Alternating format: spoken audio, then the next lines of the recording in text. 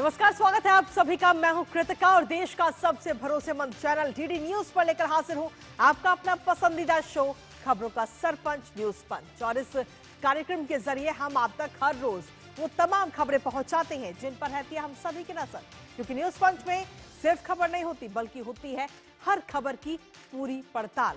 तथ्यों और आंकड़ों के जरिए आपको समझाते हैं खबर का हर एक बिंदु, साथ ही ग्राउंड जीरो पर मौजूद अपनी टीम से जानते हैं एक एक अपडेट। और आज न्यूज पंच के जरिए जिन प्रमुख खबरों की करेंगे हम विस्तार से बात, जानेंगे लेटेस्ट अपडेट अपने सहयोगियों से। सबसे पहले एक नजर उन प्रमुख खबरों पर, और उन प्रमुख खबरों में सबसे पहली और प्रमुख खबर है जीएसटी से जुड़ी हुई। जी हाँ, जहां आपको बता दें कि बाजार इस समय गुलजार होता हुआ नजर आए। सितंबर के महीने में रिकॉर्ड तोड़ बिक्री वाहनों की हुई है। आखिर किस कंपनी की कितनी बिक्री हुई है, कितना फायदा हुआ है, अर्थव्यवस्था को इससे कितना फायदा पहुंचेगा, और क्या ये जो जीएसटी कम हुआ है इसका असर सिर्फ थोड़े समय के लिए है या लंबे समय तक इसका असर रहेगा, इन तमाम सवालों के जवाब जानेंगे इस खबर को लेकर के। लेकिन इसके साथ ही जो दूसरी प्रमुख खबर है वो भी आपको बता दें। दूसरी प्रमुख खबर पाकिस्तान से जुड़ी हुई है। जी हां, जहां से एक तस्वीर इस समय काफी ज्यादा वायरल हो रही है और आसिम मुनीर की, और इस तस्वीर के साथ ही उनका सोशल मीडिया पर काफी मजाक भी बन रहा है कि आखिर ये जो ब्रीफ केस है, इस ब्रीफ केस में क्या है, क्योंकि इसके साथ ही खनिज के जो सैंपल हैं वो दिखाते हुए नजर आए हैं आसिम मुनीर डोनाल्ड ट्रंप को। और इस खबर से जुड़ा हुआ एक एक अपडेट आप तक पहुंचाएंगे। लेकिन इसके साथ ही जो तीसरी प्रमुख खबर वो भी आपको बता दें। अगली प्रमुख खबर है छुमंतर से जुड़ी हुई, जहां ग्लेशियर छुमंतर होते हुए नजर आए। स्विट्जरलैंड से जुड़ी ये महत्वपूर्ण खबर है और कहीं ना कहीं इसमें सीधे तौर पर अगर हम देखें तो काफी इसका असर स्विट्जरलैंड पर भी पड़ रहा है, लेकिन इसके साथ ही दुनिया के कई सारे देशों पर इसका असर पड़ता हुआ नजर आ रहा है। ग्लोबल वार्मिंग का बताएंगे इस खबर के बारे में विस्तार से आपको। तो चलिए शुरुआत करते हैं पहली और प्रमुख खबर के साथ। आज सबसे पहली और प्रमुख खबर आपको बता दें कि पहली प्रमुख खबर है ऑटो सेक्टर से जुड़ी हुई, जिसने बाजार में हलचल मचा दी है। जी हां, सितंबर महीने में यात्री वाहनों की जब हम बात करें तो यात्री वाहनों की बिक्री में जबरदस्त बढ़त दर्ज की गई है और वो बढ़त है पूरे 47% की। जी हां, टाटा मोटर्स ने इस रेस में बाजी मारते हुए सबसे आगे रहकर अपनी पकड़ और मजबूत करी है। तो वहीं इलेक्ट्रिक वाहनों की जब हम बात करें तो उनकी कहानी भी कम दिलचस्प नहीं है। इस साल ईवी की बिक्री लगभग 2 गुनी हो गई। त्योहारी मांग और सरकार की तरफ से जीएसटी दरों में की गई कटौती ने इस ग्रोथ को और रफ्तार दी है। अब ऐसे में सीधे तौर पर अगर हम देखें तो ऑटो सेक्टर की ये जो छलांग लगाई है, इससे सीधा असर अर्थव्यवस्था को तो पड़ेगा ही, और इस तेजी से इतना जरूर साफ है कि आने वाले जो महीने हैं उसमें भी ये ग्रोथ नजर आएगी और सीधे तौर पर फायदा ग्राहकों को और साथ ही कंपनियों को और जो डीलर्स उन सभी को होने वाला है, क्योंकि अभी तो फेस्टिव सीजन और शादियों का सीजन अभी बाकी है, अभी तो शुरुआत ही हुई है। हालांकि सवाल ये भी है कि क्या ये उछाल लंबे समय तक बरकरार रहेगा, जानेंगे इसका जवाब अपने संवाददाता से। उससे पहले आपको दिखाते हैं जीएसटी कटौती से बाजार गुलजार। तो जी हां, आपको बता दें कि जीएसटी कटौती से बाजार गुलजार नजर आए हैं, जहां सितंबर के महीने में वाहनों की रिकॉर्ड तोड़ बिक्री देखने को मिली है और ग्राहकों और कंपनियों की इस बीच चांदी हुई है, क्योंकि कई सारे डिस्काउंट भी ग्राहकों को दिए जा रहे हैं। और कितनी बिक्री हुई है वो भी आपको बताएं, क्योंकि कार बिक्री की जब हम बात करें तो 47% कार की बिक्री जो है वो बढ़ गई है। छोटी गाड़ियों की अगर हम बात करें तो 1 से 1.5 लाख तक छोटी गाड़ियां सस्ती हुई हैं। 1200 सीसी से कम की जो गाड़ियां हैं, जो हमारे एक मिडिल क्लास फैमिली में हमें नजर आती है, उन गाड़ियों की जब हम बात करें तो 1 से 1.5 लाख की गाड़ियां सस्ती हुई हैं। बाइकों की जब हम बात करें, दोपहिया वाहन की बात करें तो उनकी सेल भी बढ़ी है।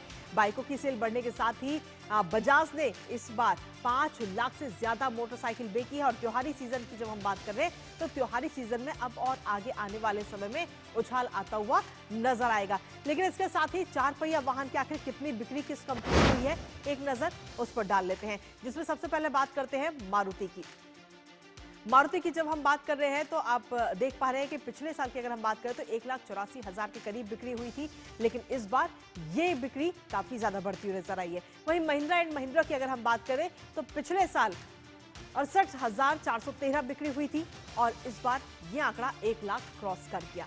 तो वहीं अगर हुंडई की जब हम बात कर रहे हैं तो हुंडई में 64,201 गाड़ियों की बिक्री हुई और इस बार 70,000 से ज्यादा हुंडई की गाड़ियां बिकी हैं, खासतौर पर सितंबर में।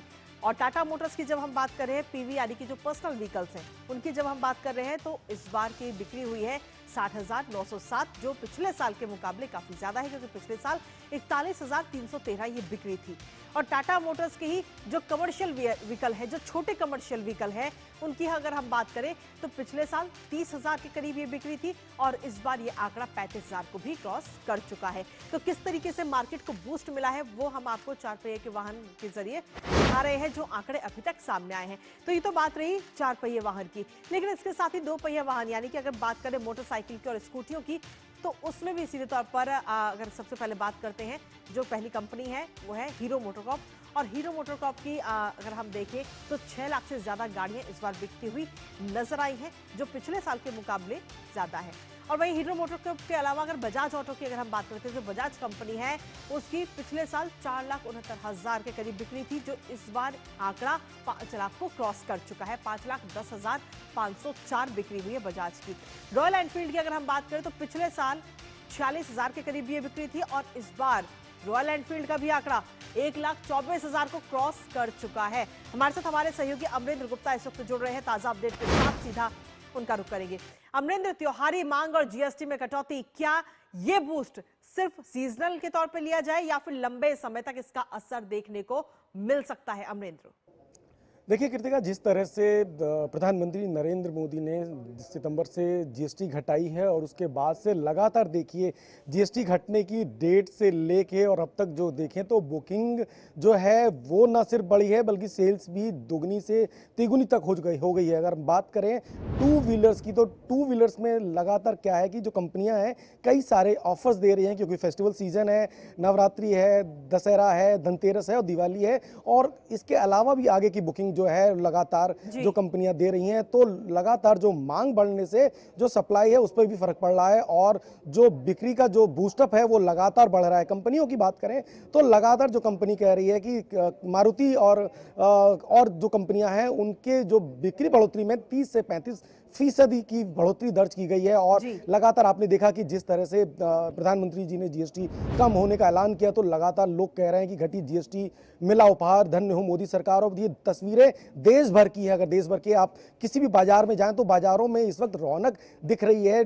टू व्हीलर्स, फोर व्हीलर्स के साथ साथ अगर आप शॉपिंग को लेके भी देखें तो लोगों ने लगातार प्लानिंग की है, क्योंकि जीएसटी के सिर्फ अब 4 स्लैब से घटकर 2 स्लैब हैं और उन 2 स्लैब्स में जो जीएसटी में जो बचत है और इसके साथ साथ त्योहारी सीजन के जो ऑफर्स हैं उनको उन्होंने बजट का एक जो बोनंजा है वो बचत का वो बढ़ा दिया है। तो लोगों की जो खरीद की जो क्षमताएं हैं वो बढ़ गई हैं और प्लानिंग लोगों ने कर रखी थी, जिसके तहत लगातार आप देखिए कि सेल्स में तो बढ़ोतरी हो ही रही है। लोग लगातार शॉपिंग के लिए निकल रहे हैं। तो इस वक्त जो है ऑटोमोबाइल सेक्टर जो है काफी बूस्ट कर रहा है और टू व्हीलर और फोर व्हीलर कंपनियां हैं उनकी जो तस्वीर है वो यही बताती है कि उनके पास डिमांड के लिए भी आगे जो बुकिंग है उसके लिए भी उन्होंने अभी से ऑर्डर कर दिए हैं, क्योंकि जिस तरह से डिमांड बढ़ रही है और लोगों ने डेट तय कर लिए थे। जीएसटी की 22 तारीख के बाद से लोगों ने अपनी डेट बुकिंग कर रखी है। किसी को धनतेरस पे गाड़ियां चाहिए और किसी को दिवाली पे चाहिए, तो लोगों ने अपनी डेट बुक कर रखी है। तो डिमांड बढ़ी है, तो इसके तहत जो मुनाफा है वो भी बढ़ रहा है और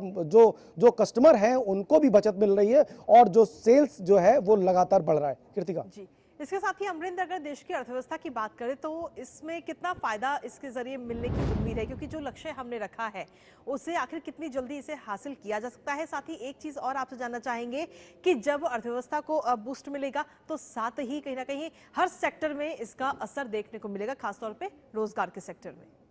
निश्चित तौर पे कृतिका, अगर बात करें कि देखिए अर्थव्यवस्था की बात करें तो लगातार जो है भारत की इकोनॉमिक ग्रोथ कर रही है और जो लक्ष्य है हमने उसमें ये जीएसटी का जो ऐलान है एक बड़ा कह के मील का पत्थर साबित हो सकता है, क्योंकि जिस तरह से बदलाव दर्ज किए जा रहे हैं वो खासे अहम है। और जिस सेक्टर्स की भी बात करें, चाहे ऑटोमोबाइल सेक्टर्स की बात करें, गारमेंट्स की बात करें, रेडीमेड्स की बात करें या किसी और सेक्टर्स की बात करें, लगातार जो मांग की सप्लाई बढ़ रही है तो मुनाफा बढ़ रहा है और रोजगार के नए अवसर भी पैदा हो रहे हैं। तो कहीं ना कहीं एक बड़ा मुनाफा है। और अभी मैं पिछले दिनों अगर मैं बात करूं आपको, तो मैं राजधानी ईटानगर में गया तो वहां मेरे कई व्यवसायियों से बात हुई और वहां जिस तरह से प्रधानमंत्री जी ने बजट उपहार दिया जीएसटी का, उसको लेके जो खासी उत्साह था और जो छोटे सेक्टर्स थे वहां पर किस तरह से लोगों की मांग बढ़ रही थी और रोजगार किस तरह से बढ़ रहा है, ये बड़ी वानगी देखी जा सकती है। तो कुल मिलाकर कहें तो सभी सेक्टर्स में लगातार जो है इजाफा देखने को मिलेगा और इससे न सिर्फ भारत की इकोनॉमिक बूस्ट होगी बल्कि आने वाले समय में जो रोजगार है वो बढ़ेगा और लोगों की जो बचत क्षमताएं हैं वो भी बढ़ रही हैं। कृतिका, चलिए, बहुत बहुत शुक्रिया अमरिंदर, तमाम जानकारी हमारे साथ साझा करने के लिए, इस महत्वपूर्ण खबर से जुड़ी हुई। और चलिए इसी के साथ हम न्यूज पंच में रुक करते हैं हमारी अगली महत्वपूर्ण खबर का। और अगली महत्वपूर्ण खबर है पाकिस्तान से जुड़ी, जहां पाकिस्तान में सेना प्रमुख जनरल आसिम मुनीर का जमकर मजाक उड़ाया जा रहा है। दरअसल आपको ये बता दें कि हाल ही में मुनीर ने अमेरिका के राष्ट्रपति डोनाल्ड ट्रंप से मुलाकात की और इस मुलाकात के दौरान पाकिस्तान के सेना प्रमुख ने ट्रंप को रेयर मिनरल्स यानी कि दुर्लभ खनिजों के सैंपल दिखाए, जिसके बाद से सोशल मीडिया पर शुरू हो गया तंज और व्यंग का ये पूरा सिलसिला। आम लोगों का कहना है कि पाकिस्तान की हालत इतनी बिगड़ चुकी है कि अब सेना प्रमुख भी सेल्समैन बन गए हैं। एक और अर्थव्यवस्था बदहाल है, दूसरी ओर सेना अपनी साख बचाने के लिए अजीबोगरीब रास्ते अपना रही है। पर सवाल ऐसे में यह है कि क्या इस तरह की कोशिशों से पाकिस्तान की डूबती अर्थव्यवस्था को सहारा मिल पाएगा? जानेंगे इसका जवाब अपने संवाददाता से। उससे पहले आपको दिखाते हैं मुनीर ट्रंप की तस्वीर पर मचा बवाल। जी हां, आसिम मुनीर जो है वो इस वक्त सेल्समैन की भूमिका निभाते हुए नजर आ रहे हैं और अपने जो ब्रीफ के साथ में लेके चलते हैं उसमें से उन्होंने मिनरल्स के सैंपल दिखा दिए हैं डोनाल्ड ट्रंप को। रेयर अर्थ मिनरल्स के जो सैंपल हैं उन तस्वीरों को लेकर आसिम मुनीर चौतरफा घिरते हुए नजर आ रहे हैं। ट्रंप के सामने नुमाइश करता हुआ आसिम मुनीर नजर आए, जिसको लेकर सोशल मीडिया पर कई तरीके के तंज और व्यंग देखने को मिल रहे हैं। रेयर अर्थ मिनरल्स दिखाने वाली तस्वीर पर इस वक्त घिर चुके हैं और मुनीर को सेल्समैन तक पाकिस्तानी सांसद जो है वो बता रहे हैं। पाकिस्तानी सांसद ने मुनीर की हैसियत पर भी सवाल उठा दिया है और पाकिस्तानी सांसद कह रहे हैं कि आखिर वो कौन होते हैं देश के मिनरल का सौदा करने वाले, किस हैसियत से रेयर अर्थ मिनरल गिफ्ट में दिए गए। तस्वीर में दिखाई दे रहे हैं डोनाल्ड ट्रंप और मुनीर और एक ब्रीफकेस, और ट्रंप को पत्थर के कुछ रंगीन टुकड़े इस तस्वीर के दौरान वो दिखाते हुए नजर आ रहे हैं। और पत्थर के कुछ रंगीन टुकड़े के साथ ही पाकिस्तान में पाए जाने वाले जो रेयर अर्थ मिनरल के टुकड़े हैं वो उन्होंने दिखाए हैं। पाकिस्तान के रेयर अर्थ मिनरल पर अमेरिका की सीधे तौर पर नजर है, तो कहीं ना कहीं ये सौदा भी हो सकता है। लेकिन सौदे से पहले देखिए ब्रीफकेस में किस तरीके से ये रेयर मिनरल्स की जो पत्थर के टुकड़े हैं वो दिखाते हुए आसिम मुनीर नजर आ रहे हैं।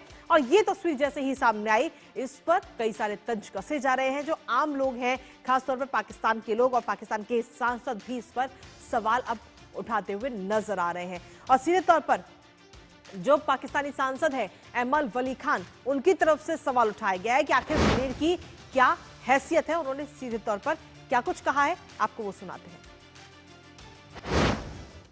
किस हैसियत से हमारा chief of the army staff बाहर घूम रहे और ब्रीफकेस में रेयर अर्थ, व्हाट जोक, ये मजाक था। वो तस्वीर जिसने भी देखी, कौन सा chief of the army staff briefcase में रेयर अर्थ मिनरल लेके जाएगा, और वो मुझे एक बेहतरीन ब्रांड स्टोर लग रहा था जिसमें एक मैनेजर खड़ा बड़ा खुशी खुशी देख रहा था, एक दुकानदार बायर को कह रहे कि आ जाओ मेरे पास बड़ी अच्छी चीजें, ये खरीद लो। किस मुआयने के तहत? तो देखिए जो तस्वीर आई है उस तस्वीर को लेकर के चौतरफा आसिम मुनीर इस वक्त घिरते हुए नजर आ रहे हैं। और सीधे तौर पर जो सांसद है पाकिस्तान के, वो ये एमल वली, वो कह रहे हैं कि आखिर किस हैसियत से ये जो रेयर मिनरल्स हैं वो आखिर क्यों दिखाए जा रहे हैं। एक बार फिर से ये तस्वीर आपको दिखाते हैं, जिस तस्वीर को लेकर इस वक्त चौतरफा आसिम मुनीर घिरे हुए हैं। आइए आपको सुनाते हैं। किस हैसियत से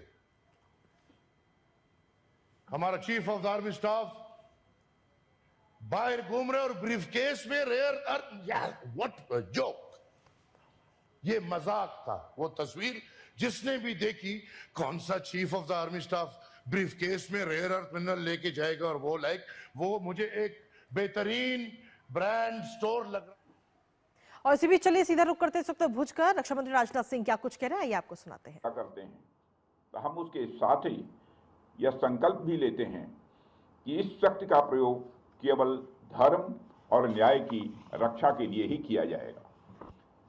साथियों, हमारा यह संकल्प ऐतिहासिक रूप से हमारे पूर्वजों से होते हुए हम सभी तक पहुंचा है। भगवान श्री राम ने अपने जीवन में इसी संकल्प को दिखाया था। जब उन्होंने रावण के विरुद्ध युद्ध किया तो उनके लिए वह युद्ध केवल विजय का साधन नहीं था, बल्कि धर्म की स्थापना का वह एक माध्यम था। महाभारत का युद्ध भी जब श्री कृष्ण के मार्गदर्शन में हुआ तो उसका उद्देश्य पांडवों को विजय दिलाना नहीं था, बल्कि उसका उद्देश्य धर्म की स्थापना ही करना था। हालांकि यह बात ध्यान देने लायक है कि धर्म की स्थापना करने के लिए, धर्म की रक्षा करने के लिए केवल संकल्प ही पर्याप्त नहीं है। संकल्प के साथ साथ शक्ति भी यह आवश्यक है, और वह शक्ति शस्त्र के माध्यम से ही प्रकट होती है। इसलिए हमारे यहाँ शस्त्रों की पूजा को भी उतना ही महत्व दिया गया है। शस्त्रों का सम्मान करने का एक अर्थ अपने सैनिकों का सम्मान करना भी है जो उन्हें धारण करते हैं। इसलिए हमारे पूर्वजों ने हमें यह मार्गदर्शन दिया, केवल शास्त्र, ज्ञान, विद्या और संस्कृत को ही संजोना पर्याप्त नहीं है, बल्कि शस्त्रों की शक्ति भी उतनी ही आवश्यक है। और हमारे पूर्वजों की वही शिक्षा आज भी हम सभी के अंदर है। ऑपरेशन सिंदूर में पूरी दुनिया ने इस बात का अनुभव किया है, और शस्त्र पूजा इस बात का प्रतीक है कि भारत सिर्फ शस्त्र की पूजा नहीं करता है, बल्कि समय आने पर शस्त्रों का इस्तेमाल करना भी जानता है। आप हमारे देवी देवताओं की प्रतिमाओं को ध्यान से देखिए, उनके एक हाथ में शास्त्र है तो दूसरे हाथ में शस्त्र है, क्योंकि हमें वह संदेश देते हैं कि शास्त्रों की रक्षा शस्त्र से ही की जा सकती है। अगर हमारे पास ज्ञान है लेकिन उसे बचाने के लिए हमारे पास शक्ति नहीं है, तो स्वाभाविक रूप से वह ज्ञान नष्ट हो जाएगा। और अगर हमारे पास केवल शस्त्र है परंतु उनका मार्गदर्शन करने वाला जो ज्ञान चाहिए वह ज्ञान नहीं है, तो वह शक्ति अराजकता में बदल जाएगी। इसलिए शास्त्र और शस्त्र का संतुलन ही हमारी सभ्यता को जीवंत और अजेय बनाता है। साथियों, शास्त्र के मामले में तो हम हमेशा ही समृद्ध रहे हैं, लेकिन मुझे गर्व है कि भारत शस्त्रों के मामले में भी समृद्ध बन रहा है। आज अपने आत्मनिर्भर भारत के संकल्प के कारण भारत शस्त्रों का सिर्फ कंज्यूमर ही नहीं, शस्त्रों का केवल उपभोक्ता ही नहीं, बल्कि मैन्युफैक्चरर और एक्सपोर्टर भी बन रहा है। साथियों, शस्त्रों की पूजा का यह दिन केवल हमारे व्यक्तिगत जीवन तक सीमित नहीं है, बल्कि हमारे राष्ट्रीय जीवन से भी गहराई से यह जुड़ा हुआ है। जब एक राष्ट्र के रूप में हम अपने शस्त्रों का सम्मान करते हैं तो हम केवल हथियारों का नहीं, बल्कि हम अपनी सामूहिक शक्ति, अपनी सुरक्षा और अपनी स्वतंत्रता का भी सम्मान कर रहे होते हैं। भारत जैसे विशाल और विविधता से भरे राष्ट्र के लिए शस्त्रों का महत्व और भी बढ़ जाता है, क्योंकि हमारी सीमाओं पर जो चुनौतियां हैं उनका स्वरूप कभी आसान नहीं रहा है, और ये चुनौतियां भी अलग अलग तरीके से आती हैं। उत्तरी सीमाओं पर भी स्थितियां चुनौतीपूर्ण हैं। पश्चिमी मोर्चे पर भी आतंकवाद का खतरा निरंतर बना हुआ है, और हिंद महासागर में भी नई नई रणनीतिक परिस्थितियां बन रही हैं। कभी ये चुनौतियां बाहरी आक्रमण के रूप में सामने आती हैं, कभी आतंकी संगठनों के रूप में आती हैं, और आजकल तो साइबर वार और इंफॉर्मेशन वार के रूप में भी चुनौतियां आ रही हैं। साथियों, इस शस्त्र पूजा पर हमें यह भी ध्यान रखना है कि इन सभी चुनौतियों का सामना करने के लिए केवल हथियार ही पर्याप्त नहीं है। इसके लिए मनोबल, परस्पर एकता और विश्वास भी उतना ही आवश्यक है।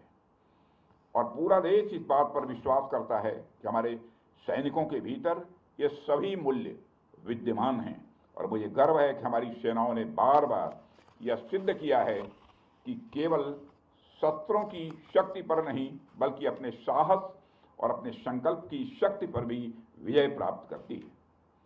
साथियों, आज 2 अक्टूबर भी है। आज विजयदशमी के साथ साथ गांधी जयंती भी है।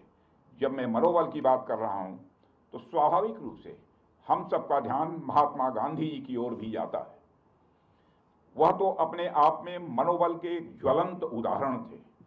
उनके पास दुश्मन से लड़ने के लिए सिवाय मन की शक्ति के अतिरिक्त और कोई भी हथियार नहीं था। इसके बावजूद उन्होंने उस समय की सबसे शक्तिशाली साम्राज्य को घुटनों पर ला दिया था। फिर हमारे सैनिकों के पास तो शस्त्र भी है और मनोबल भी है, और हमारे सामने तो कोई चुनौती टिक ही नहीं सकती है।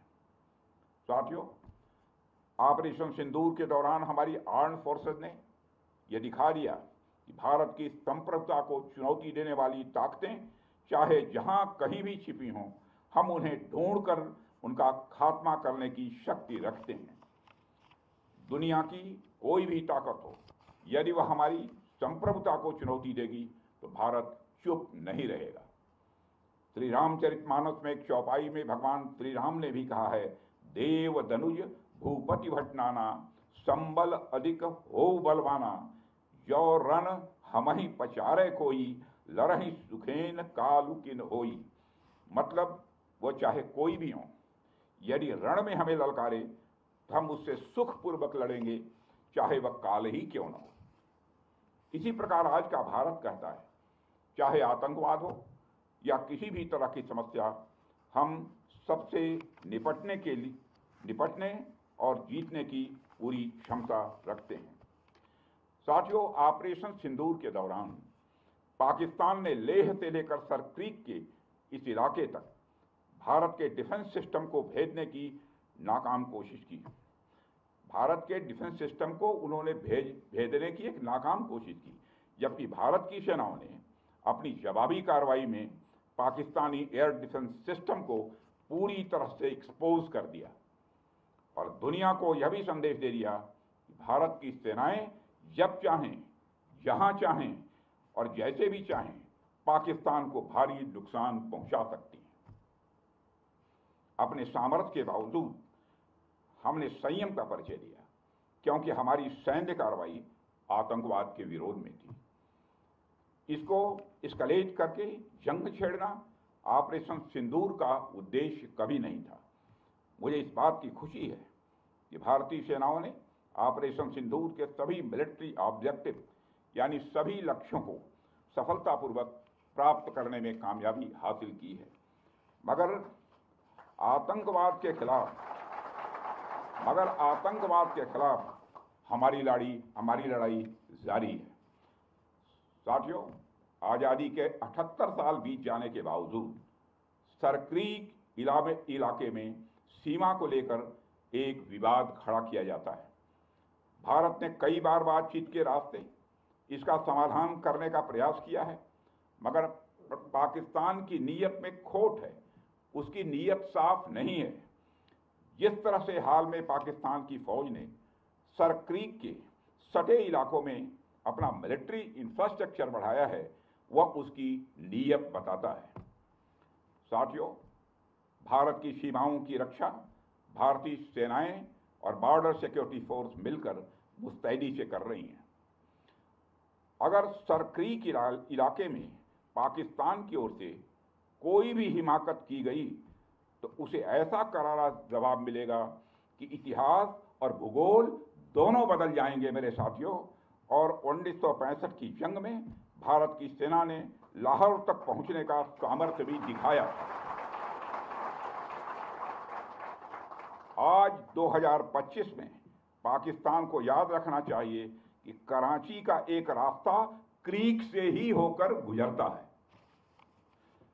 साथियों, आज जब हम यहाँ सत्य पूजा कर रहे हैं तो हमें मां दुर्गा के उस स्वरूप को भी स्मरण करना चाहिए जब सभी देवताओं की शक्तियों का सम्मिलन हुआ और वह दिव्य शक्ति के रूप में प्रकट हुई। मां दुर्गा इस बात की प्रतीक है कि जब विभिन्न शक्तियां एकजुट होती हैं तभी असुरों का संहार संभव हो पाता है। इसमें हमारी नेशनल सिक्योरिटी इंफ्रास्ट्रक्चर के लिए भी एक मैसेज है। थल सेना, वायुसेना और नौसेना, ये तीनों ही सेवाएं और बीएसएफ हमारी यह शक्ति के स्तंभ हैं। जब ये सभी मिलकर कार्य करती हैं तभी हम हर चुनौती का प्रभावी ढंग से सामना कर सकते हैं। और हमारी सरकार लगातार अपनी सेनाओं के ज्वाइंटनेस पर भी बल दे रही है। साथियों, आज भी हमें ज्वाइंटनेस का ही एक उदाहरण देखने को मिला है। एक्सरसाइज वरुणास्त्र द्वारा हमारी सर्विसेज की संयुक्त क्षमता का प्रदर्शन देखकर मुझे पूरा भरोसा हो गया कि हम हर चुनौती का सामना करने के लिए तैयार हैं और दुश्मन के हर इरादे को नेस्त नाबूद करने के लिए पूर्ण रूप से तैयार हैं। साथियों, यह हमारी सेनाओं का ज्वाइंटनेस ही था जिसने ऑपरेशन सिंदूर को रिकॉर्ड समय में अंजाम दिया था। और मैं आज इस अवसर पर ऑपरेशन सिंदूर की सफलता पर अपने वीर जवानों और अधिकारियों को विशेष रूप से बधाई देना चाहता हूं। आपकी रणनीति, आपका साहस और आपकी क्षमता ने यह साबित कर दिया है कि भारत हर परिस्थिति में दुश्मन को मात देने में पूरी तरह से सक्षम है। मुझे पूरा विश्वास है कि आप सबका साहस, आप सबका शौर्य इसी प्रकार भारत की प्रभुता, संप्रभुता और अखंडता की रक्षा करता ही रहेगा। अंत में स्वस्थ पूजा के इस अवसर पर मैं मां दुर्गा से ही प्रार्थना करता हूं कि वह हमारे शस्त्रों को सदैव धर्म की रक्षा के लिए प्रेरित करे, हमारे सैनिकों को असीम शक्ति और वह साहस प्रदान करे ताकि वो इसी तरह अधर्म और आसुरी शक्तियों के नाश के लिए काम करते रहें और इस राष्ट्र को अजेय और अभेद्य बनाए रखें। और साथ ही मैं आपकी, आपके परिवार की और परिवार के सभी जनों की विजयादशमी के इस शुभ अवसर पर अच्छे स्वास्थ्य और शरीर उन्नति की कामना करते हुए और आप सभी को पुनः विजयादशमी के पावन पर्व की हार्दिक बधाई देते हुए अपना निवेदन समाप्त करता हूं। बोलिए भारत माता की जय, भारत माता की जय, भारत माता की जय। बहुत बहुत धन्यवाद। तो रक्षा मंत्री राजनाथ सिंह को आप सुन रहे थे, जो इस समय गुजरात के भुज में मौजूद हैं, जहां पर उन्होंने आज विजयदशमी के इस पावन पर्व पर शस्त्र पूजन किया और इसी के साथ में पाकिस्तान को एक सीधा संकेत और संदेश भी दिया। उन्होंने कहा कि भारत शस्त्रों का पूजन भी करता है और उन शस्त्रों का इस्तेमाल करना भी बखूबी जानता है और ऑपरेशन सिंदूर के दौरान ये हमने देखा भी। और इसी के साथ फिलहाल न्यूज पंच में मुझे और हमारी पूरी टीम को दीजिए अनुमति। दोपहर 2 बजे फिर होगी आपसे मुलाकात कुछ और महत्वपूर्ण खबरों के साथ। तब तक के लिए नमस्कार।